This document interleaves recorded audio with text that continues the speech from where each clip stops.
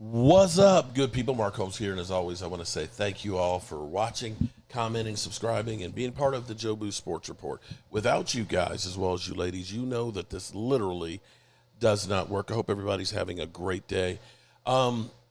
We are getting knee deep and getting ready for free agency, and teams are jockeying right now, creating salary cap space, jettisoning players left and right.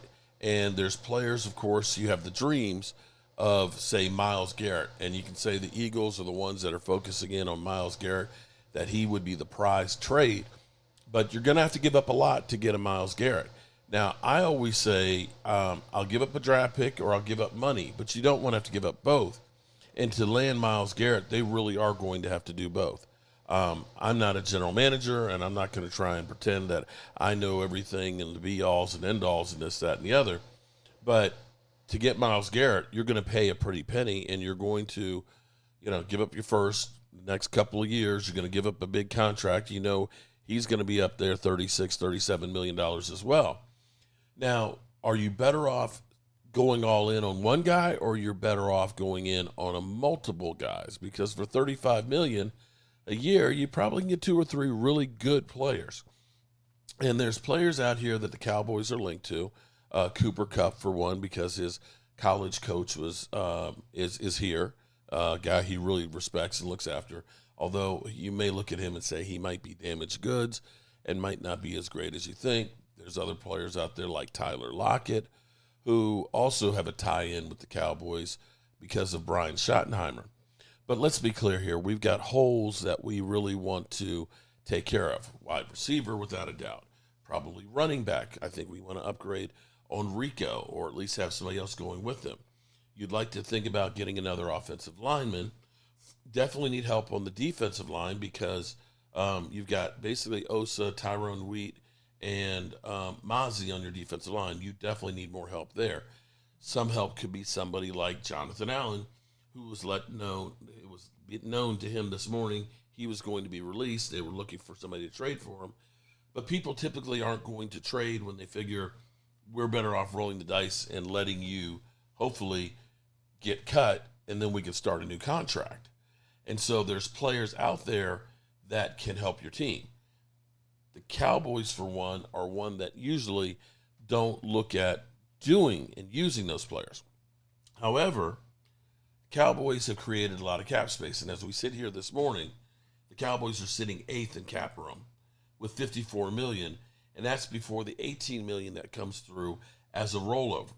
Now, contrary to what the talking heads are saying, that money's earmarked for Micah Parsons. Bro, I don't know how stupid some of those people are, because Micah Parsons already counts as $24 million. If they get his contract done, it'll be in the neighborhood of $8, $10, $12 million the first year. You will actually generate more cap space.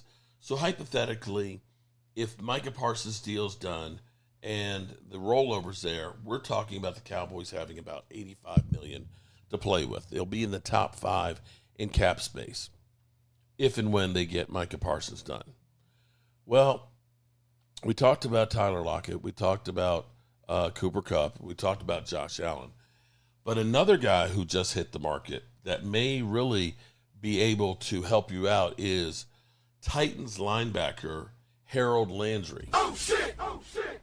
Harold Landry has been an absolute positive beast. He's an outside linebacker / edge rusher, and he is a cap casualty. He signed a $87 million deal in 2022, $35 million of it guaranteed. His cap number for this year was $24 million. He's got no guaranteed money left on it, and had another voidable year another year on it without guarantees of 24 for 26. The Titans have decided to release him, taking a $13 million dead hit and getting $10.9 million of cap relief. I'm going to play this and hope that I don't get copywritten, but this is some little highlights of him. He's number 58. When we look at his stats, with the exception of 2022, he tore his ACL and missed the whole season. The year before that, he played 17 games, had 75 combined tackles, 51 solos and 12 sacks. After having the ACL surgery, he came back in 23 with a vengeance, getting 10.5 sacks, 70 combined tackles, 45 solos, with 14 tackles for a loss. Oh, shit! Oh, shit! Bro, that's what you want. That's what you need. 21 quarterback hits. He followed it up last year with 9 sacks. 9 sacks, 71 combined tackles, 42 solos, 15 tackles for loss, and 15 quarterback hits. You team him up in there with Micah Parsons, Osa Mazi, all of a sudden you've got a great defense. Now, again, you're going to have to pay him, but you're not going to be paying him like Myles Garrett. He's going to have a market out here. A lot of people are going to look at him and say, yeah, let's go get that guy. He's 6'2" and about 251, and he would be, oh, look at that. Look at that, bro. He would be a tremendous upgrade for the Cowboys and the type of player that you would want to bring in. Look at this. Boom, right around the edge, real quick, fast body, fast twitch muscles, gets there to the quarterback. Watch him here. Boom. Boom. Can work his way through traffic. Oh, man. Man, this is what I'm talking about. Relentless. Getting to the passer. That's what we need to get some more pressure. And this will make Micah Parsons so much better, having a Robin that's out there. And, yeah, this is a guy that you definitely want to kick the tires on and look at bringing in, if at all possible. The Cowboys are serious. Man, I tell you what, 2 moves would truly upgrade your defense. Bringing in Jonathan Allen, defensive tackle, to put in the rotation. He's not an every down player. And you get Harold Landry on the outside there. Oh, my God. With Micah Parsons, bro, doing a couple moves like this. Jonathan Allen, lower tier defensive tackle. He's not a premier one anymore. He's a little bit old.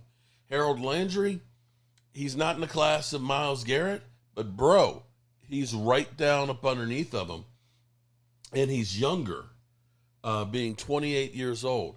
I would look at signing this guy, bringing him in there, and doing that. I'm okay if D-Law walks. And this is what you have to look at. Do you want to go through and re-sign D-Law, who's coming back off an injury, who's older, or would you rather go ahead and say, let's get a Harold Landry and put in the mix? I think that's a no-brainer. And this is what the Cowboys need to be looking at and saying, are we better suited putting, say, $10 million into D-Law, or are we better off getting a contract with somebody like him for, say, 20, who will be around for several years, and you can go ahead and sign him to a multiple-year deal and make that first year cheap. If you're talking about trying to make a run for a Super Bowl, that's a guy that will help. All right, we're going to keep our ears and our eyes open to find out all kinds of shit. All right, peace out.